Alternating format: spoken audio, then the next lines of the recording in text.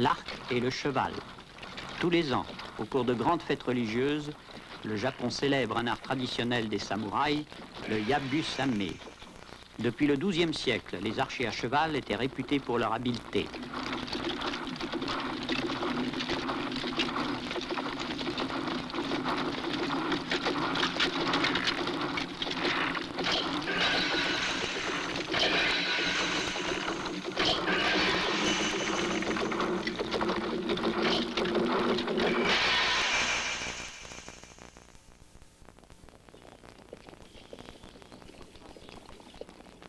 Au Moyen Âge, les samouraïs engageaient leur vie pour témoigner de leur loyauté envers leur seigneur. Il n'existait pas pour eux de voie plus glorieuse pour quitter ce monde que de se sacrifier pour leur maître. Le budo, c'est la voie du guerrier, c'est-à-dire les arts martiaux. Ce n'est pas un sport, mais une conception de la vie, imprégnée de religiosité et de spiritualité. Celui qui adhère à cette mystique doit parvenir à étouffer en lui toute crainte de la mort. Encore faut-il qu'il soit en mesure, par son adresse, par sa technique et son expérience, d'affronter avec succès celui qui le menace.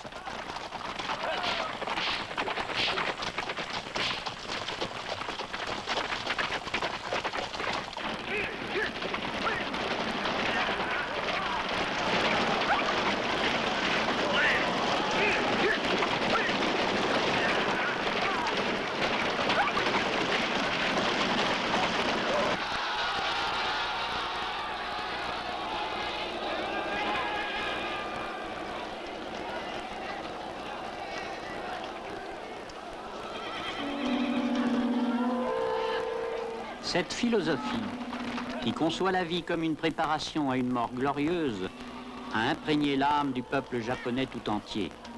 Et c'est cet état d'esprit qui a permis au budo, c'est-à-dire aux arts martiaux, le kendo, le karaté-do, le judo, l'aïkido, de se transmettre jusqu'à nous.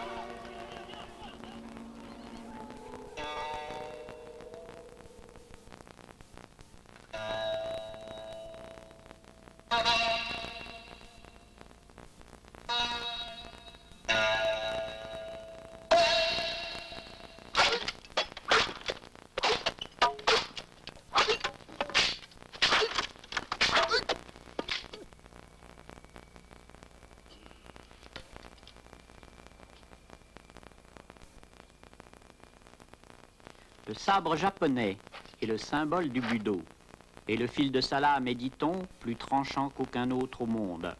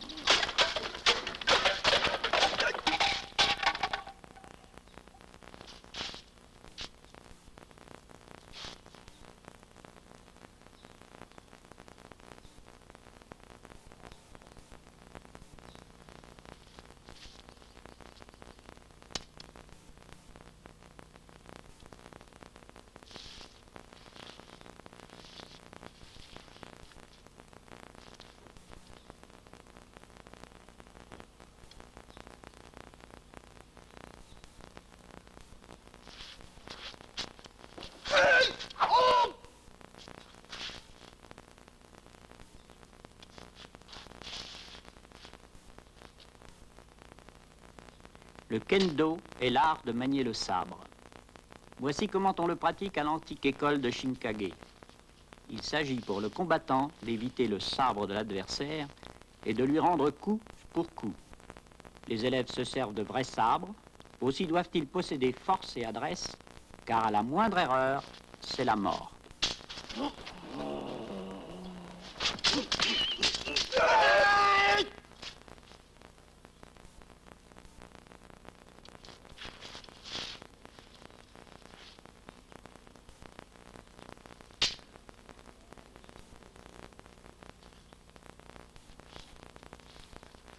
Le samouraï était convaincu que savoir manier le sabre lui conférait un pouvoir surnaturel, qui chassait la peur au milieu des combats.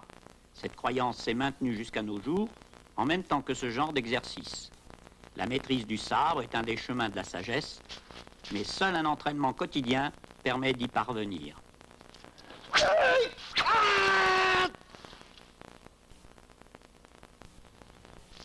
Le samouraï avait pour mission de défendre son seigneur contre toute attaque, d'où qu'elle vienne. Pour être prêt à affronter guerres et insurrections, il passait ses journées à s'exercer à l'épée et à affûter son esprit. Des saisons magnifiques, printemps, été, automne, hiver, ont fait du Japon un pays béni des dieux. Tant de variétés a modelé l'esprit de ses habitants. Et cette prodigalité de la nature a contribué à insuffler aux Japonais l'âme du Budo.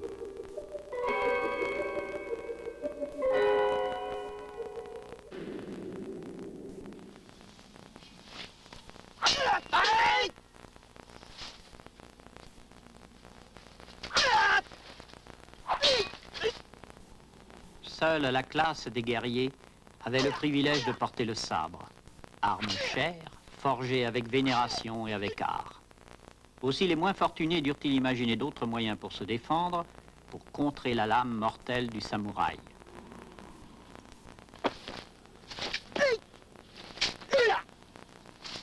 Le tatami tempei est constitué d'une peau de cerf, assez souple et résistante, pour s'opposer même aux tranchants du sabre japonais.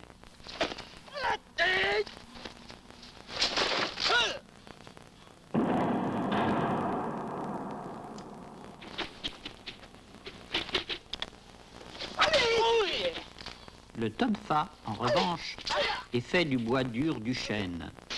Il servait à manœuvrer la meule, à broyer le soja, mais possédait aussi le pouvoir mystérieux d'abattre son âme d'un seul coup.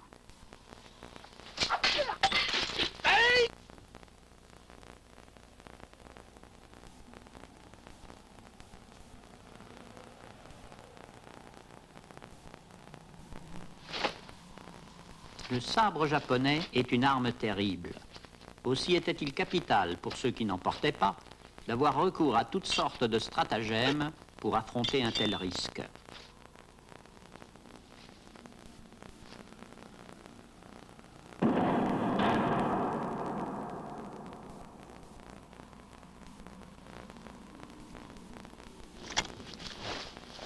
L'arme que voici est appelée Nishugama. Elle est constituée de 2 faucilles, outils dont se servent tous les paysans.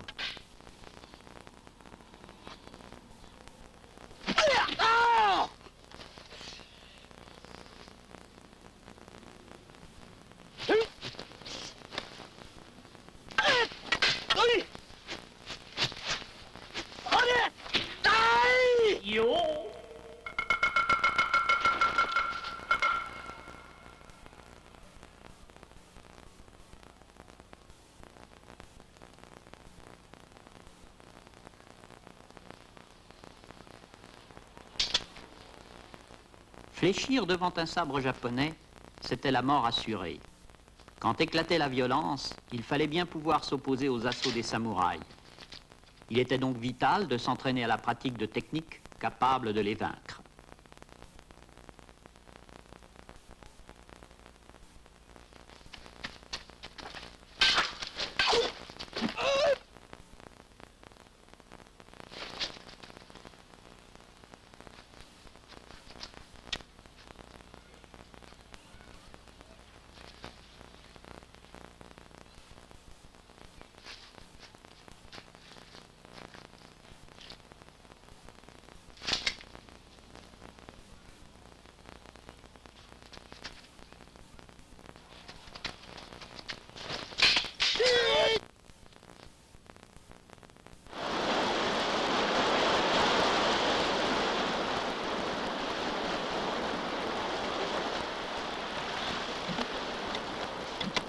Immortalisé par le célèbre dragon Bruce Lee, le nunchaku fut imaginé à partir d'un outil agricole rudimentaire qui servait à broyer les fèves.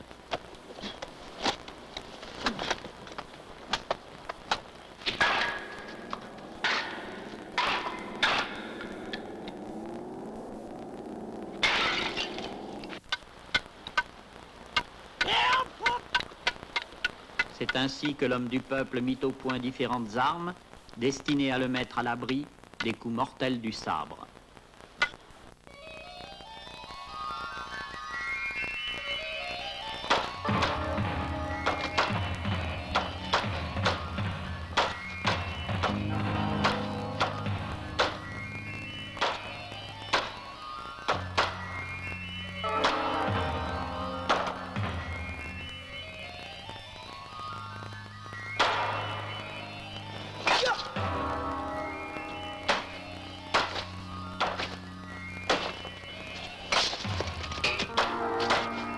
Le terme karaté signifie littéralement qui a les mains vides, ce qui implique que le corps tout entier devient un instrument de mort.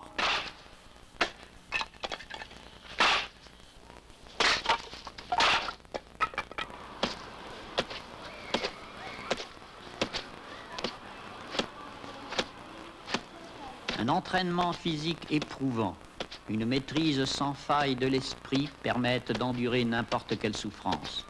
Le corps tout entier se trempe comme la lame d'acier.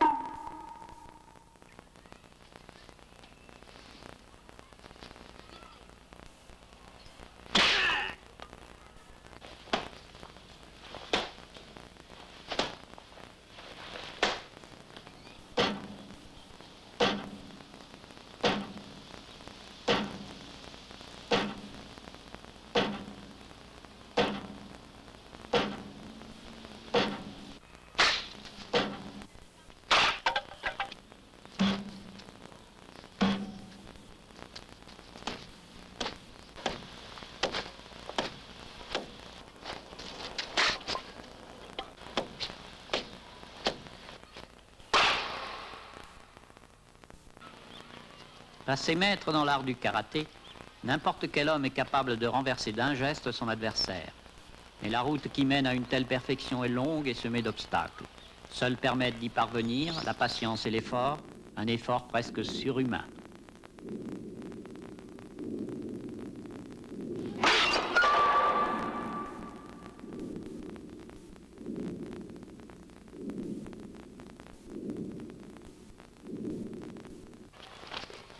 On n'en atteint jamais à un niveau satisfaisant. Il faut continuer sans trêve, inlassablement, sans se décourager, en un effort chaque jour renouvelé.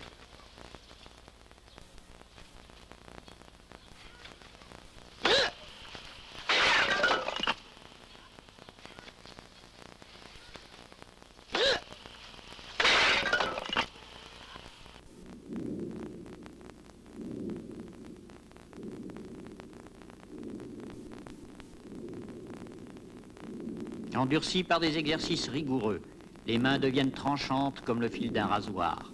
L'homme concentre toute la puissance de son esprit sur une cible donnée, puis il frappe de toute la force de sa main.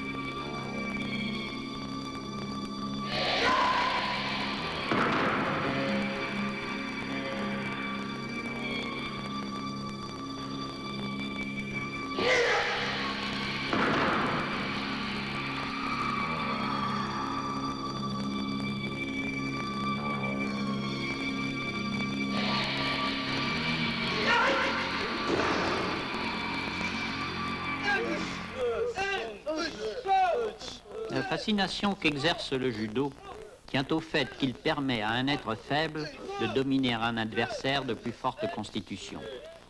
Le judo est une simple technique de combat à main nue, conçue par des gens qui ne disposaient pas d'armes pour se défendre. L'objectif de ce budo, c'est de renverser l'adversaire et de lui faire perdre conscience en appuyant sur son cou, une technique qu'il n'est pas si aisé d'acquérir.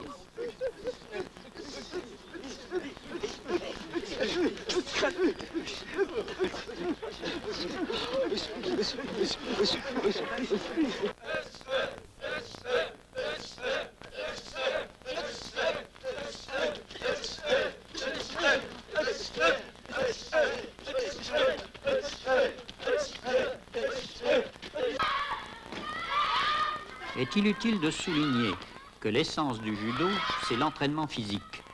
Encore, cela ne suffit-il pas. Il est indispensable que l'esprit soit mis en harmonie avec le corps.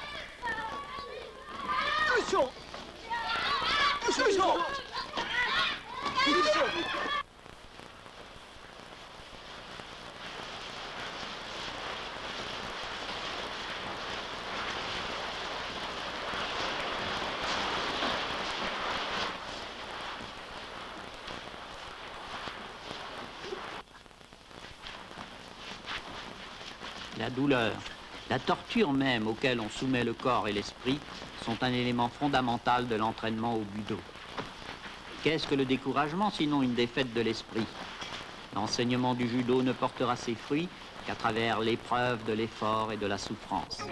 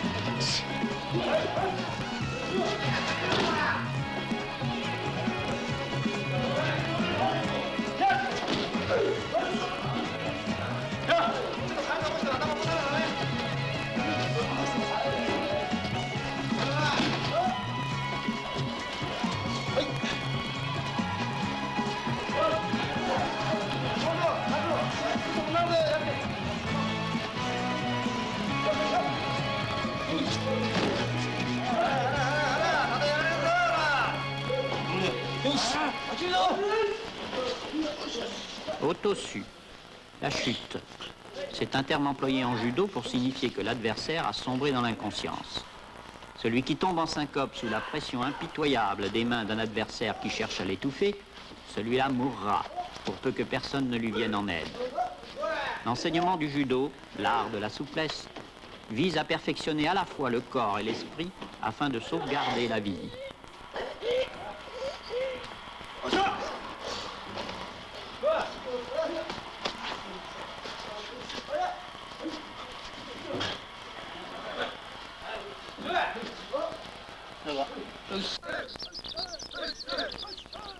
Être ceinture noire signifie que l'on est parvenu au premier stade de la philosophie du budo, mais qu'une ceinture noire succombe à l'emprise de la vanité et l'homme sera abattu en un rien de temps par plus fort que lui.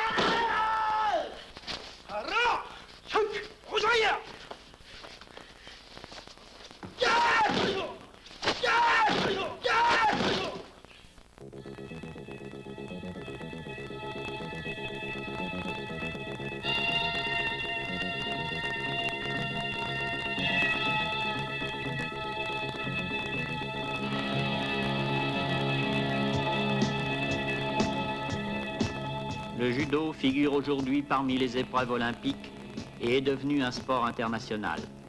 Mais il faut insister sur ce fait, que pour gagner, il ne suffit pas d'assimiler les techniques de cet art, il faut aussi se former l'esprit.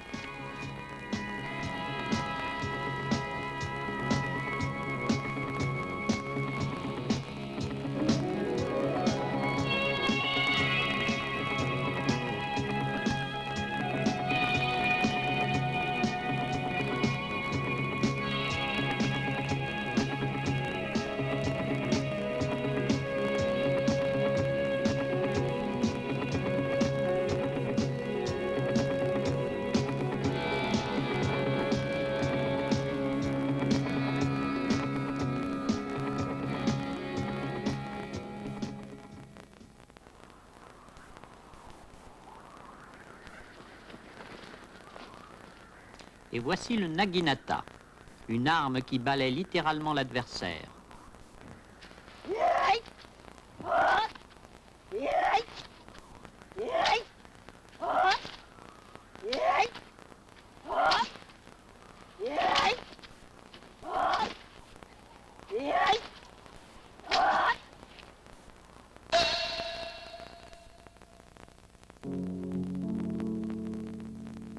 Le naginata est une forme de budo plus particulièrement réservée aux femmes.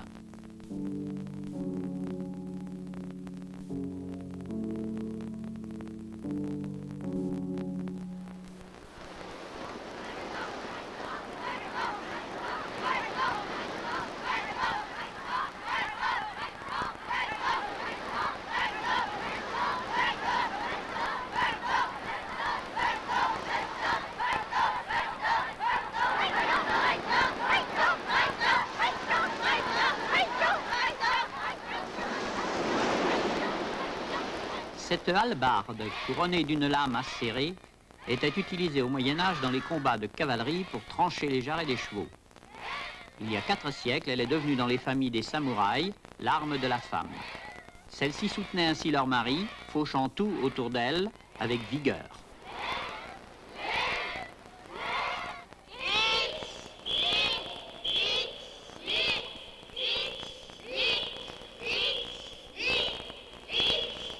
Cirer la salle d'exercice est considéré comme un acte de purification qui renforce l'âme et l'esprit. Les femmes manient le naginata plus par culte de la beauté spirituelle que pour acquérir une force physique.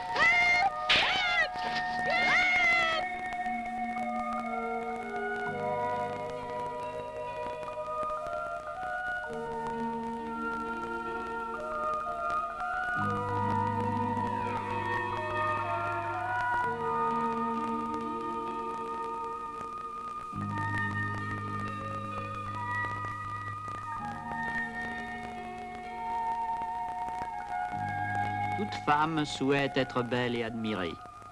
Or, l'essence de la beauté n'est pas seulement dans l'apparence, elle s'épanouit aussi dans l'équilibre entre raison et sentiment.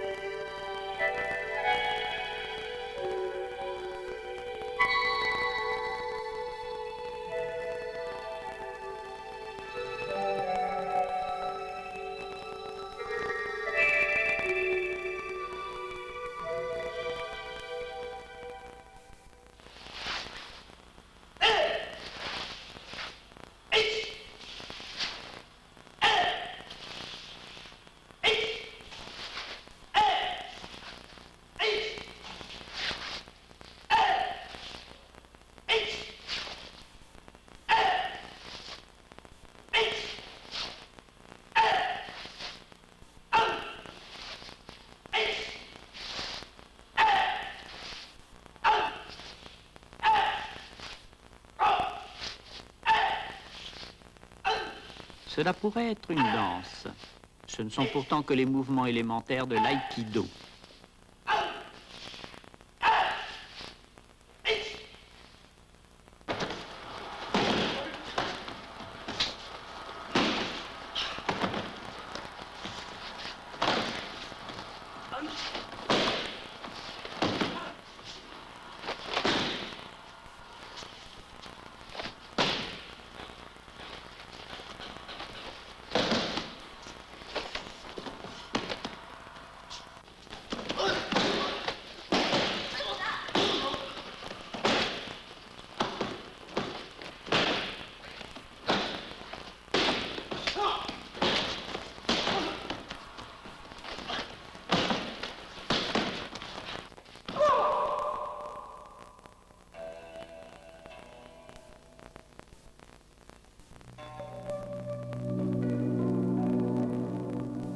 L'aïkido est l'art de l'autodéfense. Il enseigne à se protéger d'une attaque sans pourtant riposter. Pour ce faire, il faut tourner la force de l'adversaire à son propre avantage, en le renversant d'un geste naturel et rationnel.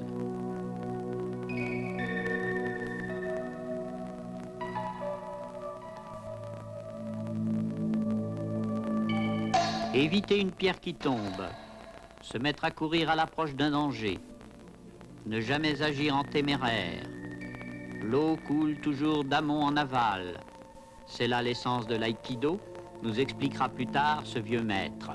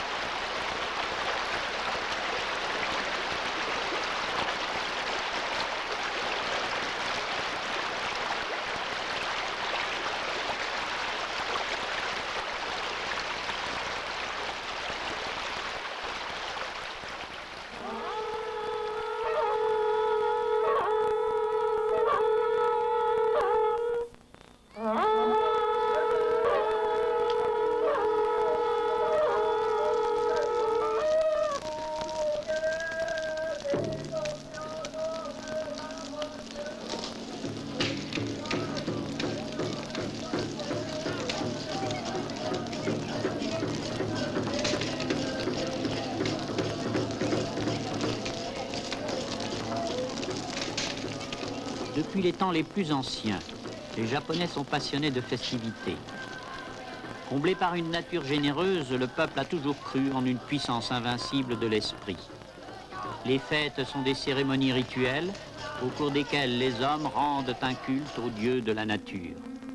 L'esprit leur donne intelligence et courage, et les élèves lui confient leur âme. Ainsi parviennent-ils à vaincre la peur de la mort par la maîtrise de l'esprit.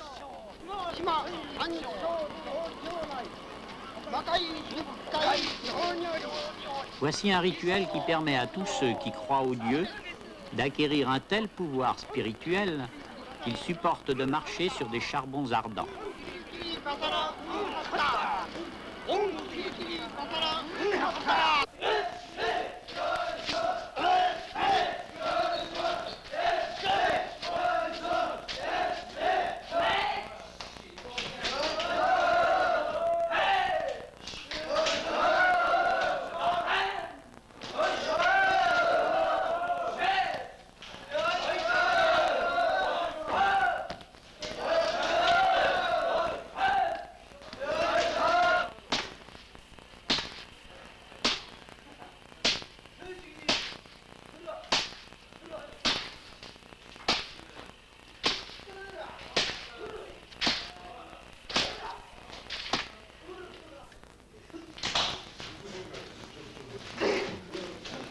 Le sumo est un type de budo très populaire de nos jours. Dans cette lutte, les adversaires se frappent mutuellement avec violence jusqu'à ce que l'un des deux soit éjecté du ring.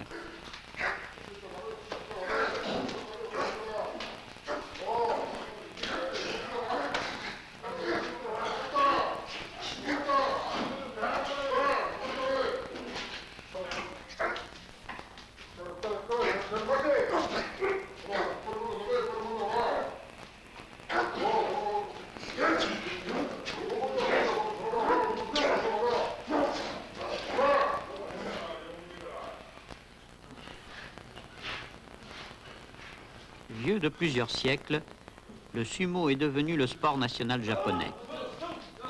La force qui s'exerce au moment du heurt est plus importante que dans tout autre combat du même genre.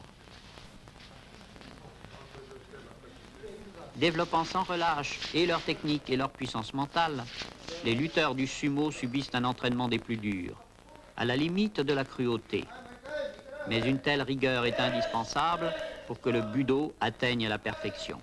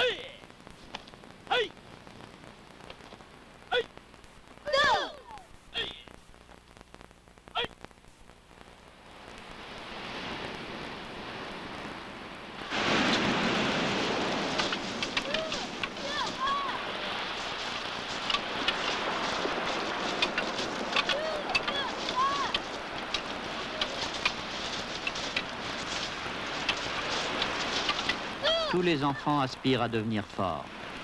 D'aucuns, poursuivant un sévère entraînement, rêvent d'une puissance surhumaine.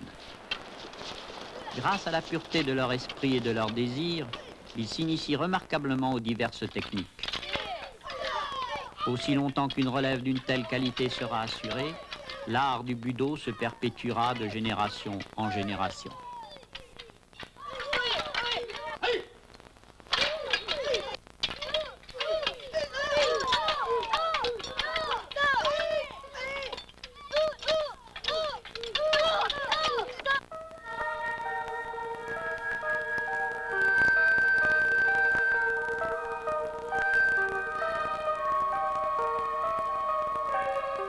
Les rêves des garçons ne sont pas emprisonnés par l'horizon. Sans cesse, de nouvelles aubes se lèvent sur d'autres lendemains.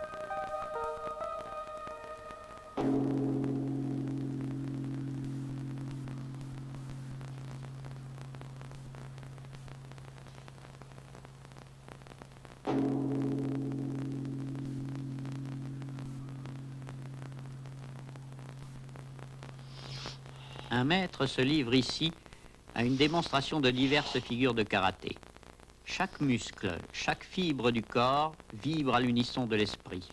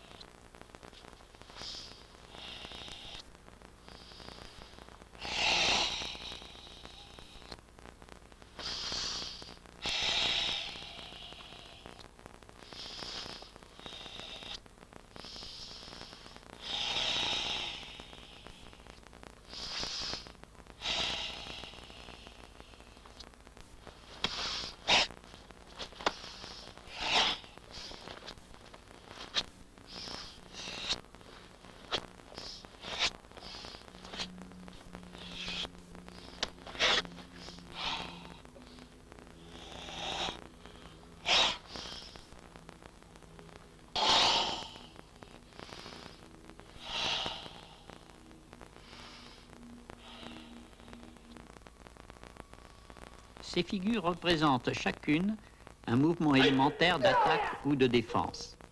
Les combats qui suivent sont des applications de ces mouvements de base.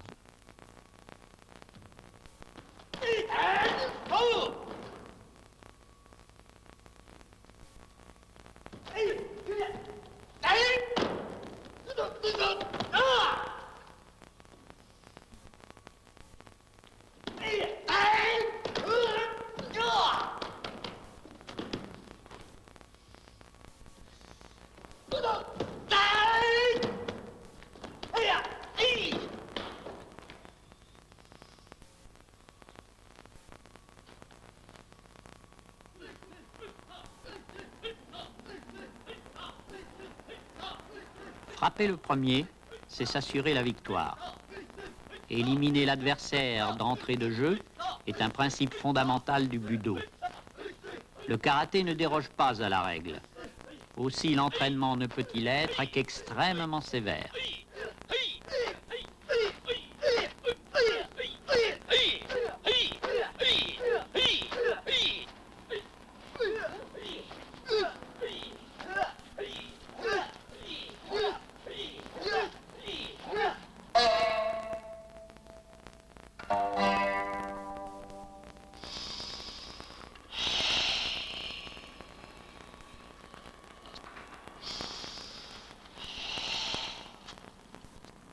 Pour se défendre de l'ennemi, on durcit tout d'abord ses muscles et ses organes internes en contrôlant bien la respiration. Le corps tout entier se métamorphose en arme. Il ne reste plus qu'à passer à l'attaque grâce à la puissance éphémère ainsi obtenue.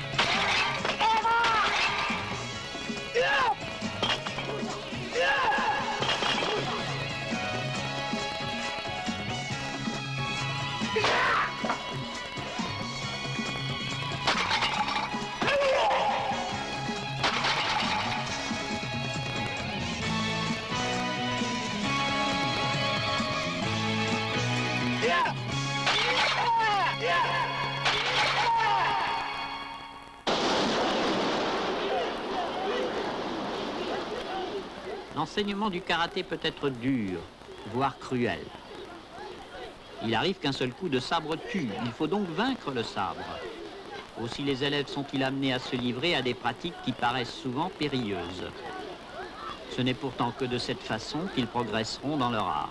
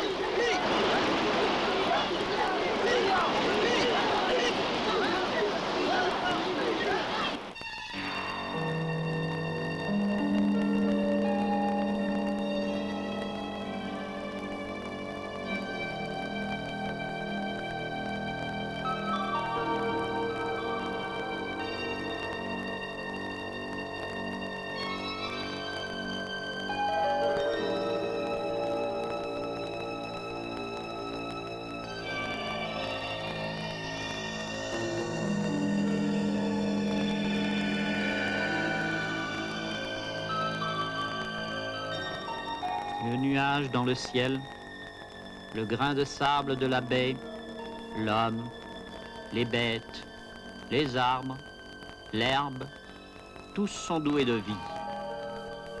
Le petit comme le grand, le faible comme le fort. Mais le faible doit se protéger du fort, c'est la loi de la nature. Le précepte fondamental du karaté est né de cette constatation, de cette nécessité qu'il y a à se défendre. La meilleure protection, c'est encore de pouvoir vaincre un adversaire armé avec rien, tout comme l'animal le plus inoffensif, dans un réflexe de défense, parvient à échapper à la mort.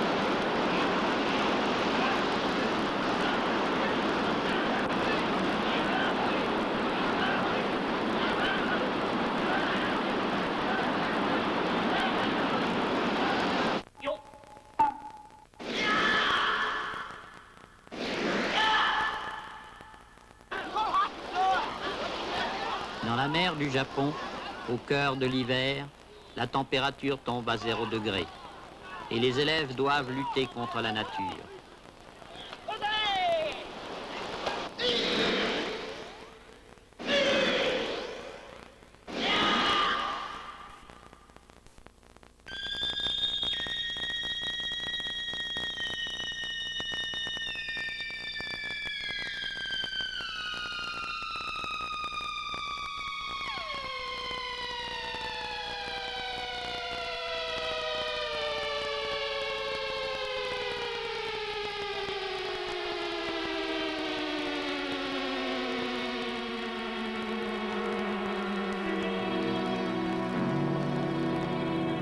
Cette figure de karaté, appelée la grue blanche, rappelle les mouvements délicats de ce grand volatile.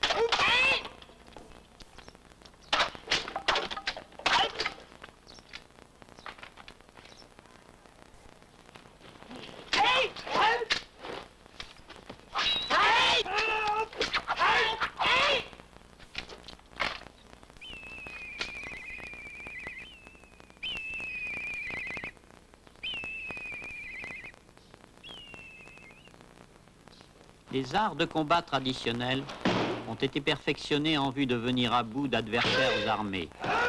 À l'origine, l'ennemi naturel était le sabre, et aussi le guerrier qui le maniait. Bien que symbole de la sagesse du samouraï, le sabre, arme de défense, n'en semait pas moins la terreur. Cette peur du sabre a modelé le caractère des hommes et déterminé leur comportement social.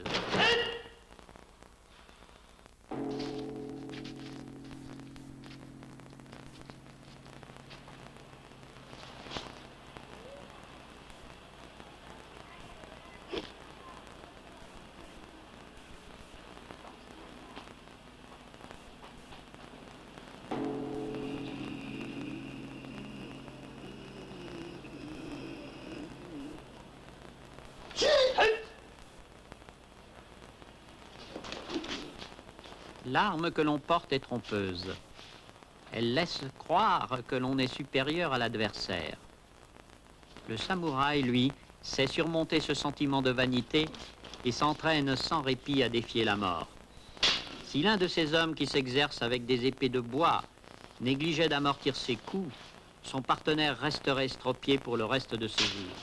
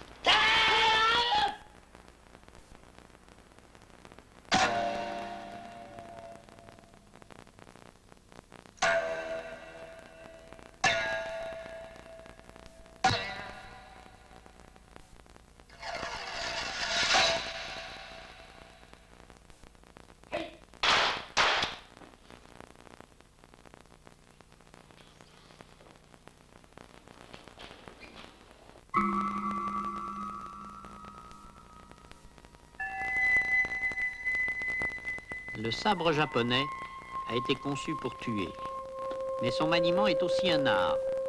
Celui qui s'en sert peut devenir tout bon ou tout méchant selon l'esprit qui l'anime. Épris d'absolu, le vrai disciple ne recherche dans cet entraînement qu'un art de vivre et de mourir.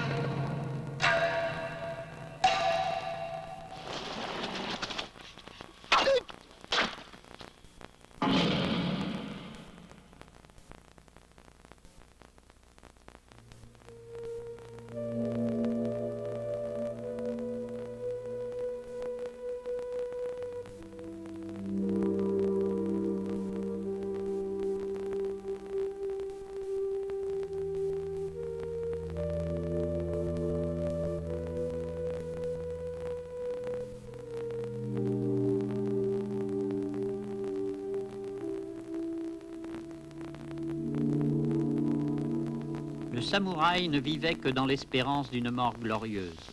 Cette philosophie reflète parfaitement la mentalité du Japonais qui poursuit la vérité par le sabre et veut donner à son cœur le tranchant de l'épée.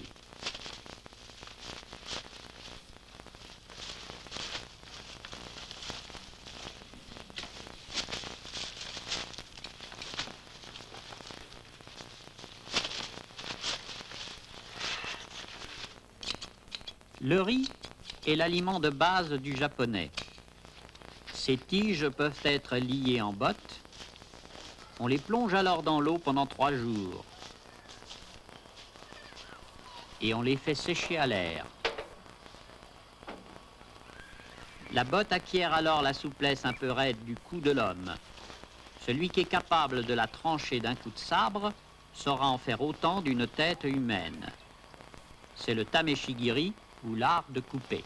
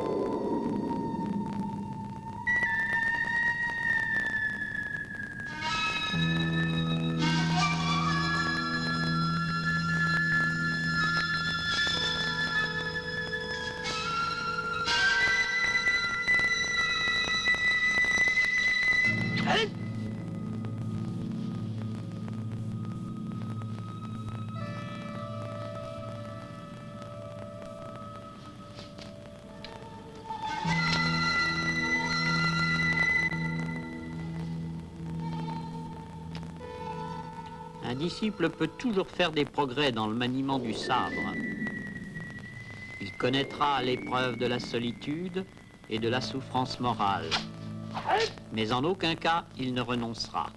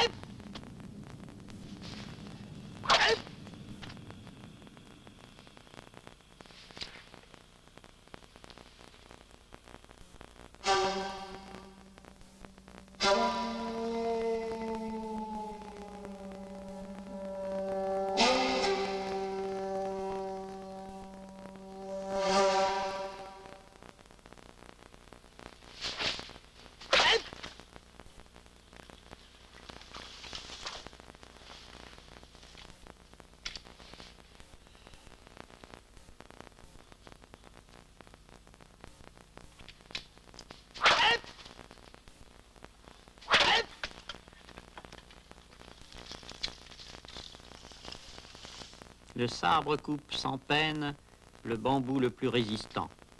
Il lui sera tout aussi facile de trancher un os humain.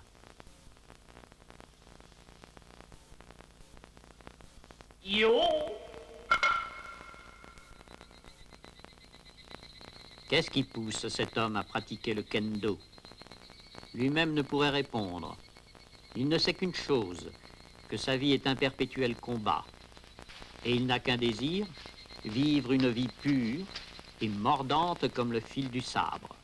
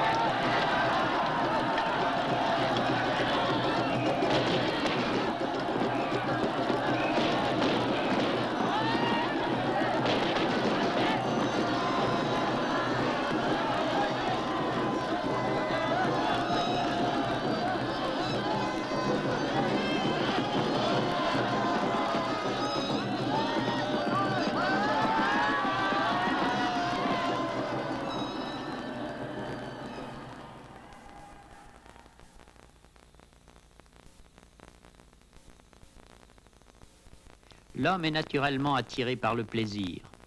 Malheureusement, les plaisirs atténuent la souffrance morale qu'engendre l'entraînement du budo. Le disciple doit chasser de son esprit pareille tentation. Jouir des plaisirs de la vie, c'est faire preuve d'une négligence coupable. Le budo est un combat avec l'esprit.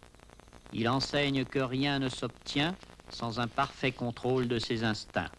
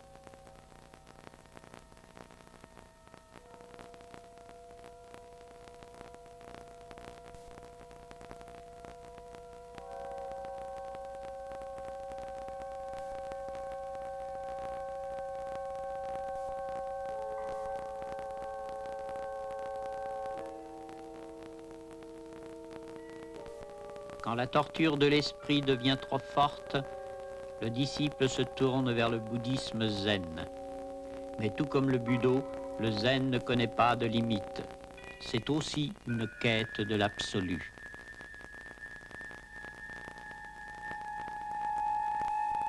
Il faut résister toujours mieux à la douleur, à la souffrance, à l'angoisse, aux déceptions de la vie. Ainsi s'établira la paix intérieure. Le zen n'enseigne ni une idéologie, ni une philosophie. Par une ascèse rigoureuse, il permet d'accéder à la lumière. L'homme accepte d'être battu pour surmonter une déception et s'ouvrir à l'amour infini du Bouddha.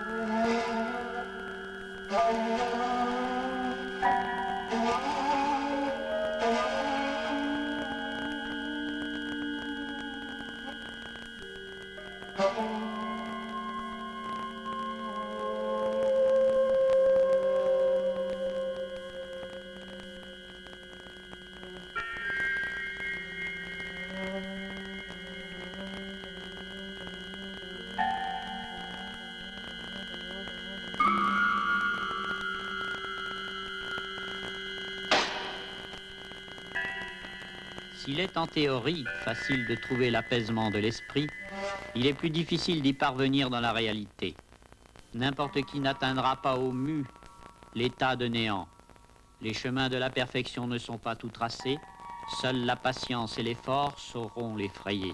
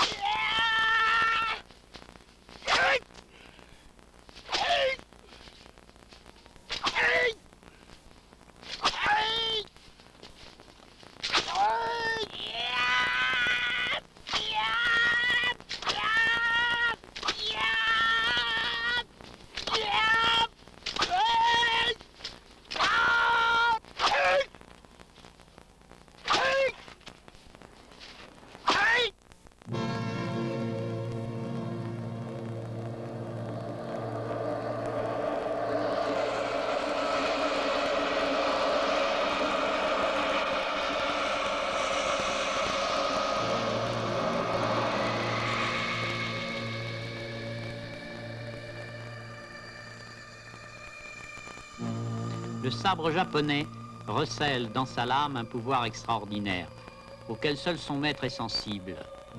Il peut trancher la tête d'un homme en 1/100e de seconde exactement.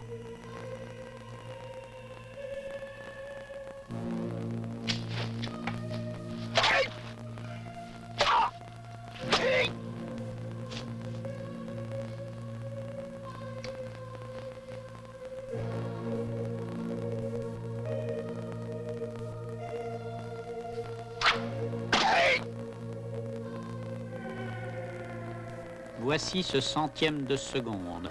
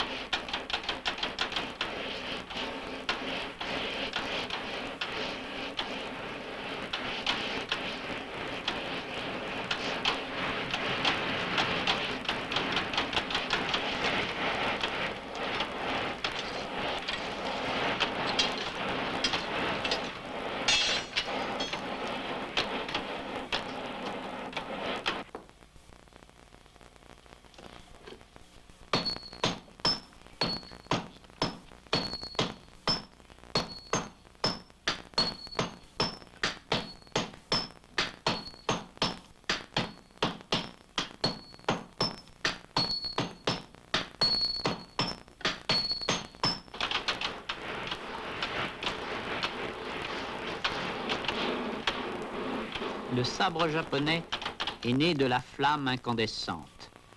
Il a reçu la vie pour tuer et tient à la pointe de sa lame les destinées humaines. Aussi le forgeron s'applique-t-il à en parfaire le tranchant, tout en priant pour que ce sabre ne connaisse que la paix et n'ait pas à verser le sang des hommes.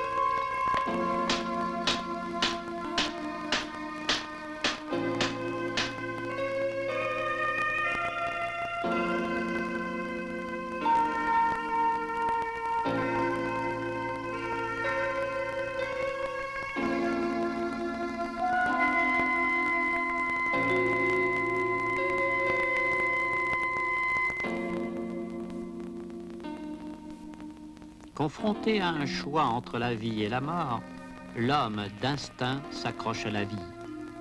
Mais si d'aventure le samouraï choisissait la vie, il trahirait son idéal de mort glorieuse. Le sabre mystique veille en silence sur la vie. Un proverbe japonais affirme que la vie de l'être humain a la longueur du sabre. Ce forgeron grave les lignes de vie.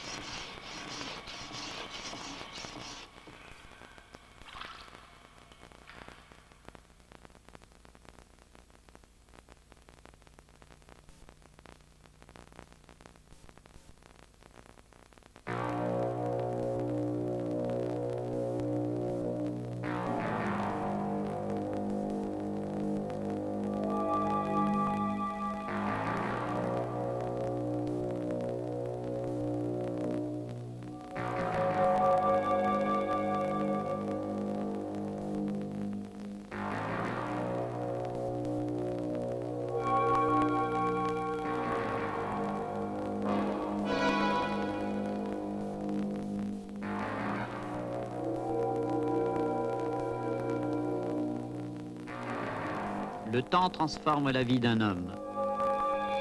Un grand sabreur qui avait pratiqué cet art durant la moitié d'une existence et avait survécu à tous les combats, apprit à temps qu'il ne devait plus désormais tirer l'épée. Ne pas blesser l'adversaire, ne pas se laisser toucher soi-même, tenir l'ennemi en échec, maîtriser son propre esprit, tous ces préceptes sont l'arme du sabre japonais. Notre homme avait fini par découvrir cette vérité.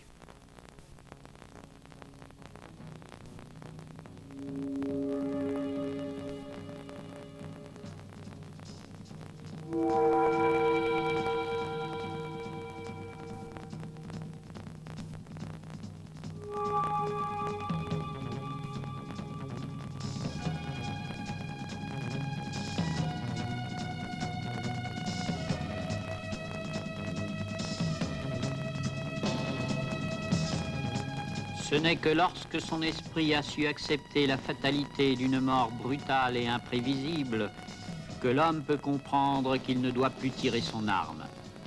La dureté et la cruauté même de la formation qu'il a reçue l'auront conduit à la vérité du Budo, vivre dans la paix universelle et l'harmonie intérieure. Ce n'est qu'à l'heure où les voies de la vie et de la mort se séparent que l'esprit du Budo se révèle, limpide comme le cristal.